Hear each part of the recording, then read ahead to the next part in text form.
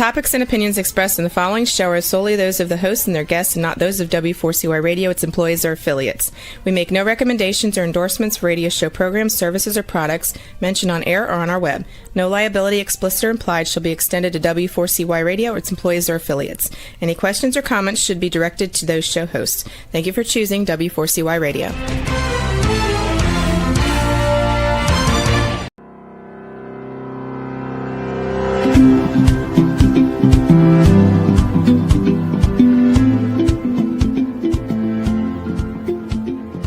Sports for kids in America began with what we affectionately called Sandlot Ball, where kids organized their own games, made their own rules, and played until the sun went down.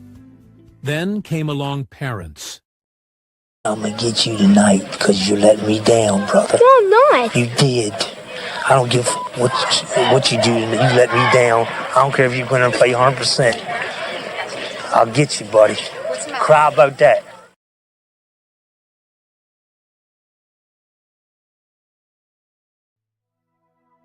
The National Alliance for Youth Sports was born out of a desire to bring order to the world of organized sports for children in America. While for the most part, children have a great experience playing sports, far too often parents and coaches lose perspective. This program is aimed at bringing some of America's best experts to talk about what we can do to change the atmosphere of win at all cost and parent poor behavior to one that focuses on children having a positive learning experience through sports. Here's our host, Fred Eng, the founder of the National Alliance for Youth Sports. Hey, good morning, everybody, and welcome to the show. We got a great one today with somebody that's name is Jacob Smith. Yeah, Jacob Smith. I looked up Jacob Smith on the internet, and there's 42,000 Jacob Smiths. I'm just kidding. No, Jacob Smith is our guest today, and so this is funny. I asked Jacob, I said, can you tell me a little bit about yourself? He said, have you ever heard of the show called Shoresy? And I said, no. And then all of a sudden I found out, I looked about the show Shoresy. It's on Hulu, and guess who's on the show? Our guest today, Jacob. So welcome, Jacob, and thanks a lot for being on the show. Yeah, Freddie, I'm looking forward to it. Yeah, the thing is that with ice hockey here in America, I guess it's kind of like, not as much as it is in Canada, obviously, because it's Little League Baseball started here, as you saw in the intro, and now it's become soccer here in America. But I wonder what it's like there in Canada with ice hockey. Is it still the greatest thing going for kids? Yeah, and I think you were able to see that with that Four Nations tournament that just got put on. You could see how many people are still obsessed, I guess would be a good word for it, watching hockey and obsessed about hockey. And you got a taste of it down here in Florida, Right. and it was probably tenfold that up in Canada. Everybody I knew, and I don't have social media too much, but the little bit that I do have, everybody and their dog was posting about it. And it's that much more important for obviously kids too, to get into it, and especially now. I know, you don't see. I guess that's a whole nother topic, but yes, it's really big. It's really big in youth sports as well. Well, you mentioned about for kids. What was your background in hockey? How old were you when you started? There's a photo of me skating at about 2.5, 3 years old. So my dad started me young. My mom tells the story like this. When I was a baby, I got toys. When I turned 2, I got tools. When I turned 3, I got a hockey stick, and that was it. So, is that typical for every kid in Canada? I think so. You could look at it through a genetic perspective. My grandfather played hockey and loved it. Big Maple Leafs fan. My dad played hockey and loved it. Big Oilers fan. And when I started being interested in sports, there was basketballs, there was footballs, just like any other kid. But I took to hockey, and I had a big old basement. I was lucky. In Canada, we have basements. I know you don't know what that is down here in Florida, but Right. in Canada we do, and that's we had a finished side and an unfinished side. The unfinished side was more so for my dad's golf. He was in the golf business for his sports memorabilia and his sports demos and whatever, and the other side was a carpeted finished side for my hockey net and hockey sticks. So that's I started at 3, and then I was downstairs every chance I got growing up, and that's kind of what molded my passion for the game.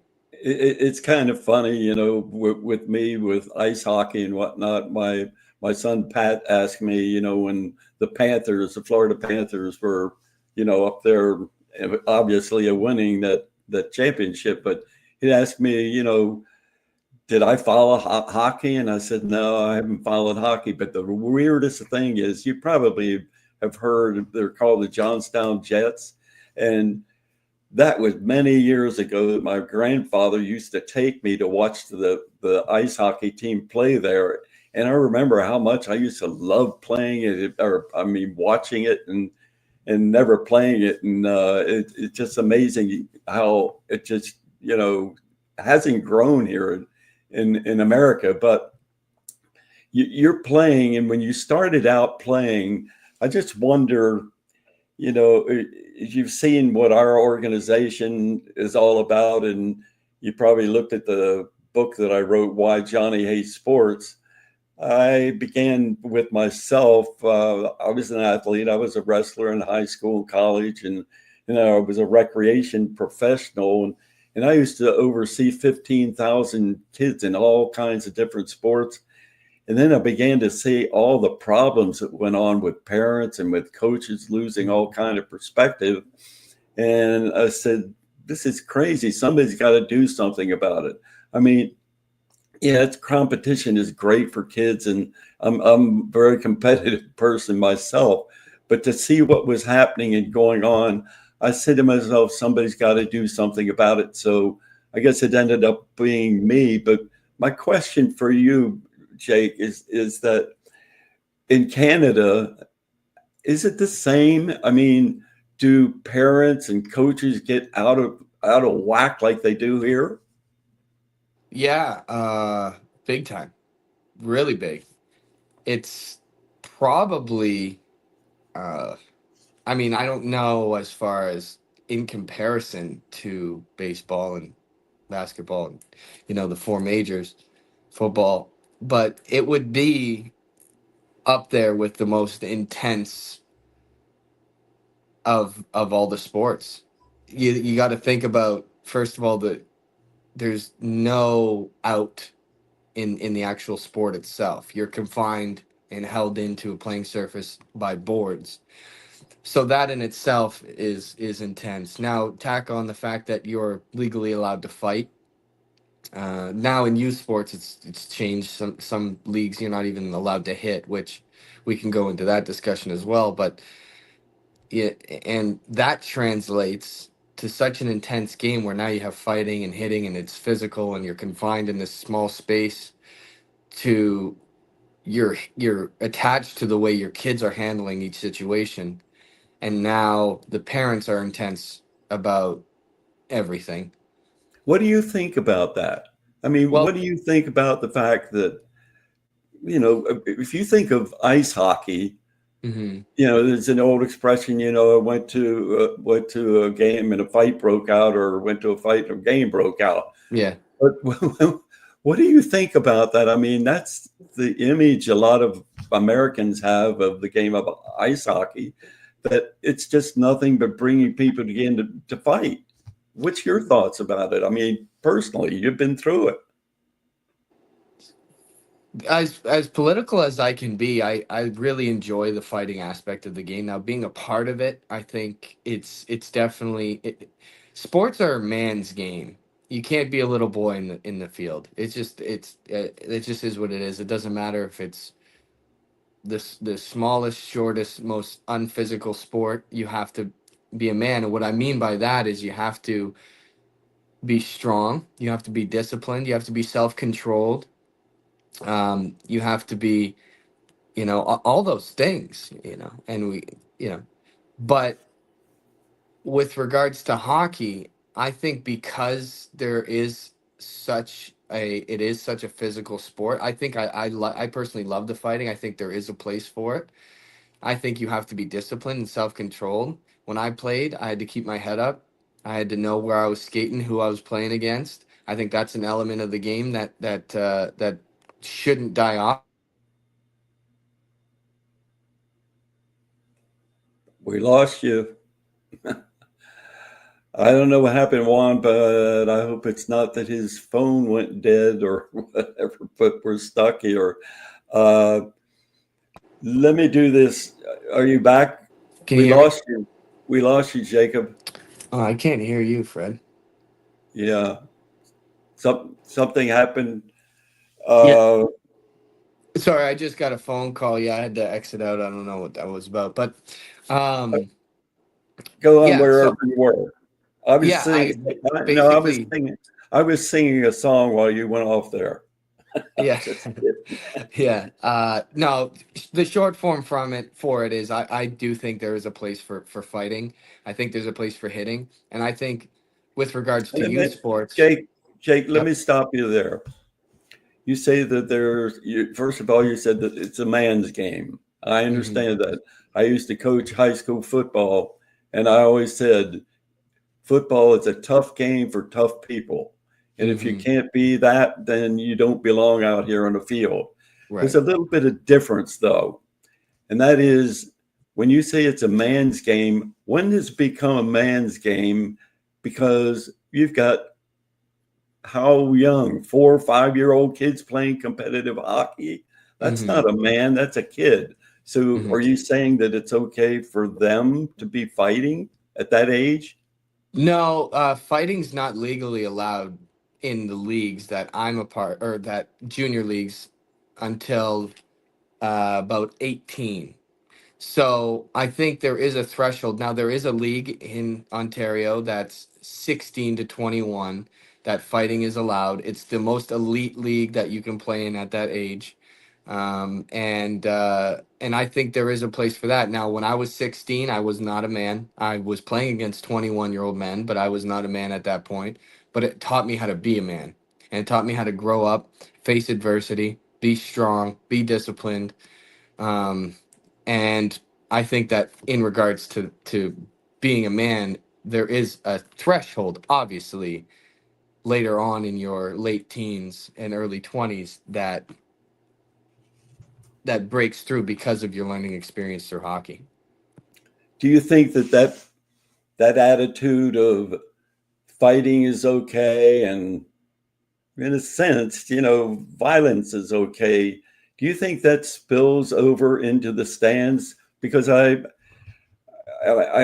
can't get out of my mind the incident that happened, and even though it's an isolated incident that happened in Massachusetts a few years back, where two hockey dads were there. It was a practice, and the one guy's in the stand, his son's out there on the ice, and he and the coach got into it in an argument about who was playing too rough and whatnot. And it ends out the guy comes out of the stands. They get out on the ice. The guy's 275 pounds. The other guy's about 150 pounds. The guy grabs him, throws him on the ice, takes his head, bangs it into the ice, and kills him. Right. So, yeah, I mean, that's obviously terrible. But my question to you is what is allowed at the older age of violence, fighting, does that spill over to the individual in the stands? No, I think that's an isolated incident and that's unheard of. Somebody got killed at Sandhill Crane a few months back, and that was an isolated incident. Doesn't mean that people are getting killed on the golf course.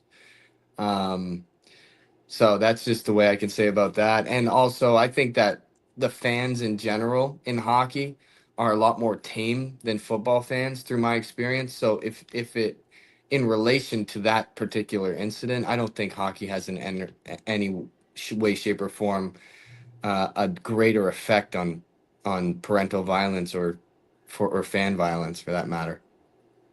Yeah, I mean, so obviously you grew up, and that's in the world of ice hockey, and I can understand that it's like anybody that grew up with a particular different sport and they played it all their life. What Hmm. we have now here, that you're seeing in the U.S. is soccer, and kids everywhere where it used to be baseball fields. Now what they're playing on is soccer, taking those baseball fields away. Hmm. And so now you have a new sport that is emerging here. And I guess it spills over for every kid to choose whatever he wants. But in your case, I think it's really interesting how you grew up and 2 years old and you're getting skates, and 3 years old you're out there, and you end up, as you told me the other day, you played over in France. Yeah. uh, how did that get to be you going to France and playing ice hockey? Well, I will say this in pertaining to hockey before we jump into that hockey is a very unique sport in that you need money to play it. Soccer, you need what? Initiation fee and shoes. Basketball, you need a ball and shoes. Same kind of thing. Yeah. Football, you need a little more gear, but other than that, like maybe that's all you need. And then hockey would be the fourth, where now you need gear, you need skates, you need stick, you need equipment, you need to rent the ice, you need to travel to play other teams. Like it's a little more costly, so it's a very privileged sport, I think. And in that, I was blessed and lucky to play it, and I don't think it's going to be as common. You're not going to see it as popular as soccer or baseball or whatever, what have you, simply because of the cost of doing it. and Do you and feel bad about that? what's that? What I mean by saying, do you feel bad about that? I feel bad for the kids here in the US that now what they call travel leagues. And the only way that you can get in that is just what you described, people that Money. have the money that can pay the travel and all that. And people are spending thousands and thousands of dollars. You're saying kind of almost the same thing with ice hockey for kids in Canada.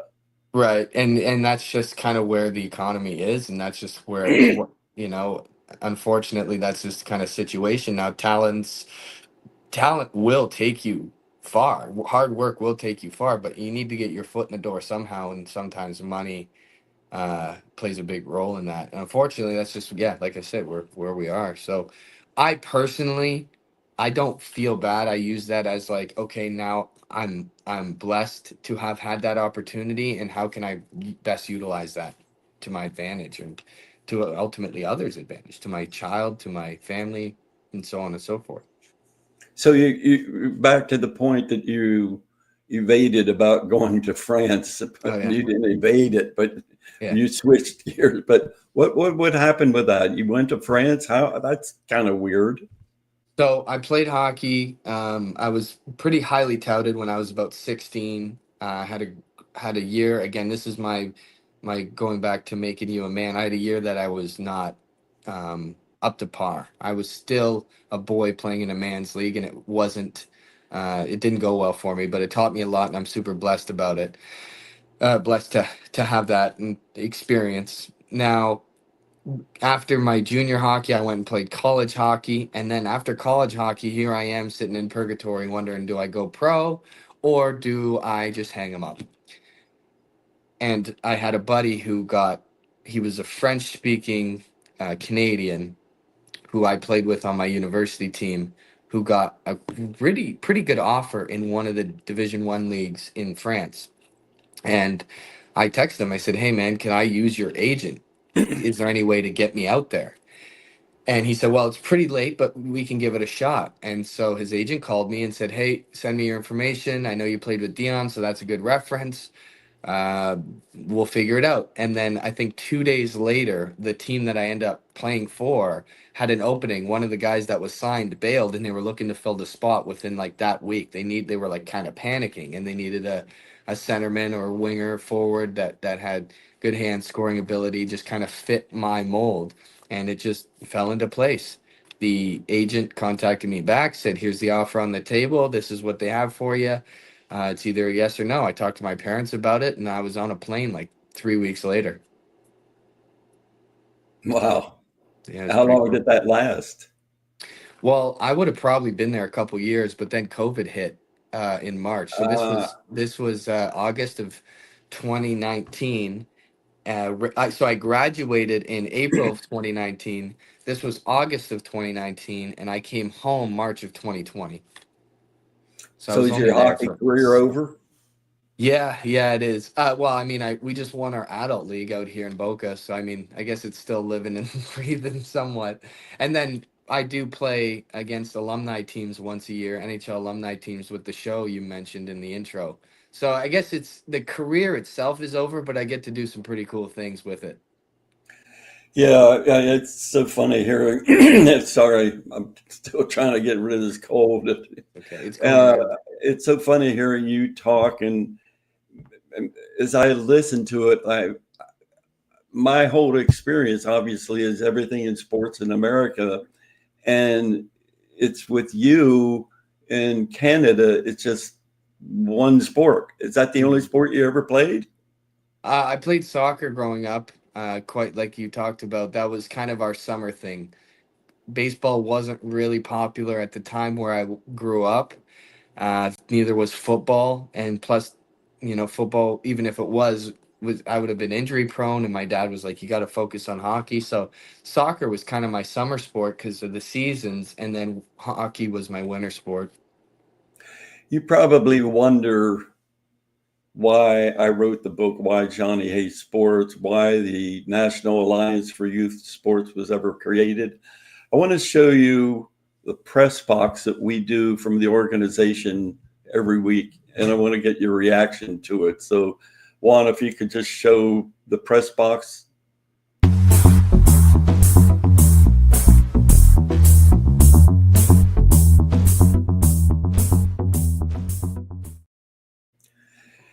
Those headlines are 1 week of the press box. So it goes on every week throughout the year, and we've never had a lack of finding something that is what I want to show you next. Can you play the Woodstock next one? U7 hockey coach has been arrested following an incident at a recent game. On Saturday, just before 9 a.m., Woodstock police said the coach allegedly argued a call with the referee, challenging the decision of the 7-year-old's hockey game. The situation escalated, stopping the game. The referee kicked the coach out of the game, but he reportedly refused to leave. That led to police being called to help. Officers said they escorted the coach to the dressing room to collect his things, but the coach started yelling at people attending the game. Police began to escort him out when he became violent. In an outburst, he physically resisted officers and began swinging his arms, leading to a confrontation. 2 officers were forced to physically restrain the coach after he assaulted them. The coach faces charges for causing a disturbance, 2 counts of assaulting a police officer, and 1 count of resisting arrest. Officers remind the importance of sportsmanship and respect, especially in kids' ice sports, setting a good example for the players. What do you make of that, Jacob? I actually didn't get to see the video; it didn't pop up on my screen. It wasn't. It was just an audio. But Oh, I'm I did. wondering. Oh no, I'm with the press box. You saw those different headlines. Yes, the headlines. Yeah, you want me to speak about those headlines? That was just an audio after that to Okay. give an example there of one hockey situation. I'll give you Okay. one myself, and you probably, saying, how much do I know about it? I did after our organization began, so many different things happened, and I was on every TV from ESPN to Good Morning America and on and on and on and on. And I was in Tampa, Florida one time, and the station asked me, they said, "No, I want you to look at this video and tell me what you think." So I looked at it, and there was an ice hockey game and a kid's skating and whatnot. And they turned the camera to his father, and the kid misses a goal, and the father yells down at him, "You bum, you can never do anything." And that's the thing that our organization is about, of saying, you talked before about it's a man's game. And yeah, that father telling his son to be a man out there at 7 years old. And yet at the same time, what is that father or other fathers doing to the self-esteem of a kid that is growing up that has been told he's a bum because he just simply missed a goal? What do you think of that?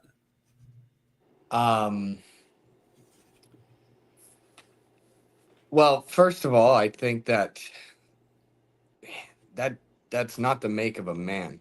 And I think that the father is actually living through his child because of the insignificance that he feels inside. And that is actually not what a man is. A man is somebody who is humble, somebody who is kind, somebody who is strong, but yet knows how to tame his tongue and temper, somebody who leads by example. And that, to me, wouldn't be a good example to set for my child. So, first of all, we talk about a man's game, but that is not indicative of a man. Yeah, you said something in the beginning that when I was asking you about seeing different things, and you indicated kind of, yeah, I've seen a lot of things that happen. Mm-hmm. Can you give me an example of anything that you remember seeing or hearing in your career? I'm not talking about older level. I'm talking about 7 to 8-year-old kids. Okay. Actually happened to me. One time we were in practice and we were skating around, and what happens is you skate around the circle and you shoot on net. And we had a goalie that was turned the other way, and I shot the puck because I wasn't looking. I was probably about 7 or 8, maybe even younger. But I shot the puck and I lifted it off the ice and I hit him in the back. And the call dropped. Just a kid. So he dropped and he was crying or whatever. And we were waiting. Like, I went down on one knee and we were waiting because the coaches were tending on him. And the father ran on the ice and passed me and pushed me over and like ran to his child and like basically was like angry with me because me and my 6 or 7 year old kid, I didn't know what I was doing. I just was skating around shooting the puck. But that's an example of, well, first of all, a father thinking that that's the proper way to protect this child, I guess, by pushing a 6-year-old kid. But a way that the game, parents could get heated because they live through their child, or there's other stuff going on behind the scenes that you don't quite know about that comes out at the hockey rink just because that's the most that an intense moment of that family's life, I guess you could say. Yeah, that's why our organization was created. And it's because so much of that goes on that we don't even know about. I mean, I could sit here and tell you story after story after story, not that I went through personally, but when I was coaching and when I was a recreation professional, seeing all of it. But all these people across America go to different games and conferences, and people would tell me stories. So I used to think people would say to me, or accuse me of being a wimp and saying we're trying to take competition out of the game and making it a sissy game for kids. And that's not the truth. The truth is that what we're trying to do is to make sports a safe experience for kids and a fun experience, because probably better than anybody, coming all the way up and reaching a professional level, then unless it's a fun experience for you, unless you don't have somebody criticizing you and putting you down all the time, it's going to be, like you said, a great experience for your life. So I'm going to ask you, what do you think hockey has done for you as an individual? Yeah, that's a great question. I think hockey above all has taught me how to face adversity, how to handle situational adversity, but also handling conflict among bosses, among peers, among not enemies, but like a competition. You know, it's taught me how to be a better employee, a better son, a better father. It's taught me to be more disciplined, more controlled, more passionate about life. It's given me the ability to even just operate differently physically. Like I feel like it's athletically helped my body stay healthy, you know. But I feel like the most one is the one I originally touched on, was the adversity thing, and I think that's what a lot of people don't necessarily realize about sports is it's not just playing a game. There's conflict involved, there's teamwork involved, and there's success involved, there's failure involved, and it it's a real important life lesson to learn it all and how to handle it. Yeah, it's so important. When you were saying that, I kept thinking, and like I mentioned, my sport was wrestling, and I can remember times when I wanted to die.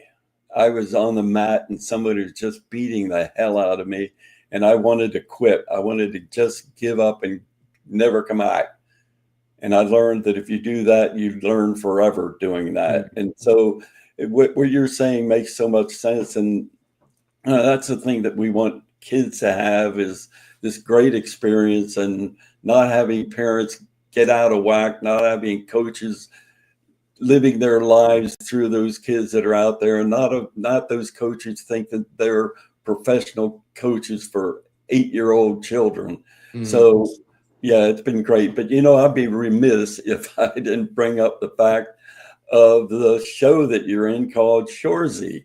Yeah. And and when I asked Jacob about it, and he said, "Yeah, the show. Have you seen it?" And I said, "No, I haven't seen it." So he said, "There I am in it." So I checked it out. But the funny thing is, Jacob, I don't know whether I mentioned this to you the other day, but I asked one of the guys that I play golf with, I said, "You ever hear this show called Shorzy?" And he said, "Oh yeah, man, I watch that all the time. It's a great show." I said, Wow. "Well, do you know that Jacob's in that show?" He said, "What? Are you kidding me?" And he Wow. said, "No, no, he's in it." So I made you now famous. People don't realize it. As we're talking here, I met Jacob at the golf course, so that's how our connection is. Right. Yeah. So tell them just a little bit about that show. Yeah. First of all, it's a pretty witty, quick-witted humor show. A lot of swearing, a lot of chirping. A lot of conflict. But the show's mainly based on hockey. It's based on a team. It's a fictional show based on a fictional team that started off really crappy. There's a main character, obviously, his name is Shorzy, and he brings in these ringers, these ex-professional hockey players to make the team better and to win this senior hockey league. So that's basically the storyline, and it's taken off. They're filming the fifth season right now. I was lucky enough to be part of 18 episodes or 3 seasons. There's 6 episodes per season. It was an incredible experience. I had no prior acting experience or anything. I just simply got it from my hockey accolades. And now we're lucky enough to go play NHL alumni teams. Last November, we toured. We went to Buffalo and played the Sabres. We went to Boston and played the Bruins, Detroit Red Wings, Toronto. We played the Leafs, and there's one other, Blackhawks. We went to Chicago to play the Blackhawks. So these alumni teams they usually have a tough time finding guys to play on the teams. They usually have a tough time filling seats. And there was talks from the Boston team that there was guys in Toronto team that there was guys asking to be a part of that game, which never happens. And they couldn't they couldn't seat everybody because guys like Wendell Clark and Nick Andropov and Todd Gill and Frankie Corrado, guys that have played for them, were already on the roster for the team. So anyways, we toured for 2 weeks. We went to 5 cities and we sold a cumulative of about 25,000 tickets in those 5 cities. So it was a big hit. The show's been a big hit, and it's been just such a blessing to still continue to play hockey and do what I love. So I guess I can call you a star, huh? I prefer Jacob. Hey, listen, I want to thank you for being on. It's been great hearing all the things that, with your hockey career and your insight as to, why we think about hockey the way we do. And it's refreshing to know that you can hear it from somebody that played like you. So again, thanks, Jacob. And I'll be checking on you when I see you at the golf course. Yeah, for sure. Thanks for having me on, Freddie. I really appreciate it. You got it. All right. Fred Angs, Billy Jones's father, is more than just a story about a boy and his father. It's an eye-opening journey into the emotional struggles faced by children in the world of competitive sports. As you turn the pages, you'll see how unrealistic expectations and unchecked ambitions can shape, mold, and sometimes break a child's spirit. This book dives deep into the human experiences that resonate with so many and calls on us to reflect on the roles we play in the lives of young athletes.